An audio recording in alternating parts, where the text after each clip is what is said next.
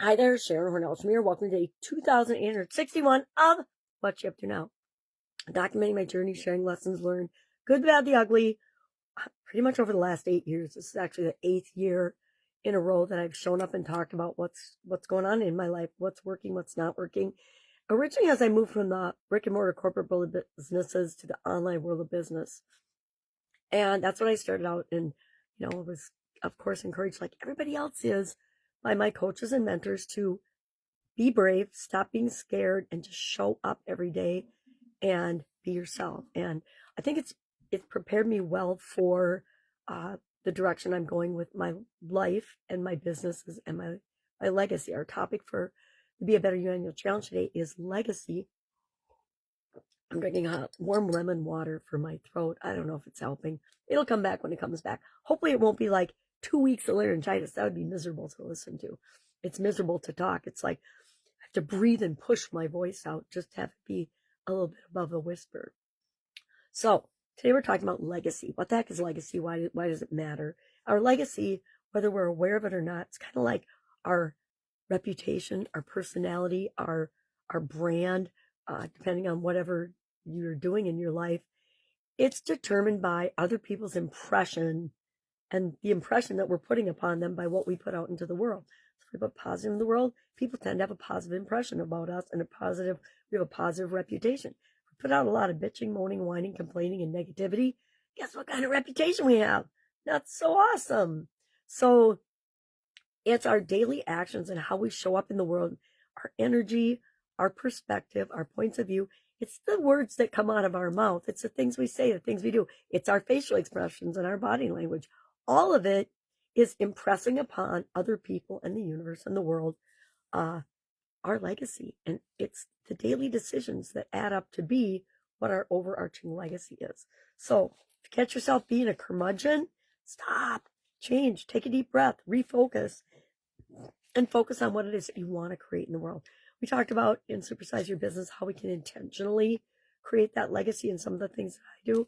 And then for Be a Better You, I just challenged everybody to look back on the last 29 days, including today, and say, am I different than I was on November 1st? And if so, how? What is the most profound and most just in my face awareness that I have of myself right now? I watch people in another group that I'm in on Skool make incredible transformations in a 21-day challenge. And so, and me too, I made a lot of different realizations and transformations just by focusing on some things for a 21-day period. It doesn't have to be 21 days. Sometimes you can have, well, our epiphanies are instantaneous, let's be honest. It's when we're willing to see this thing that the universe is always trying to show us that we'll have that aha moment and be like, oh my gosh, I can't believe I think that. I have had a couple of them this weekend as I had no voice and I've been a lot quieter and more pensive and thinking over the course of holiday, Thanksgiving holiday, and then this whole weekend. I will continue on that journey because I'm getting prepared to go into somebody else's 6-month challenge. Now, that's a huge commitment, right? And I think that the person that's leading the challenge is starting to see that it is hard to get people to commit to a 3 or 5 day challenge, much less a 6-month challenge. Even if the thing that you're offering to guarantee that they'll get by the end of that 6 months or you get to stay for free is awesome.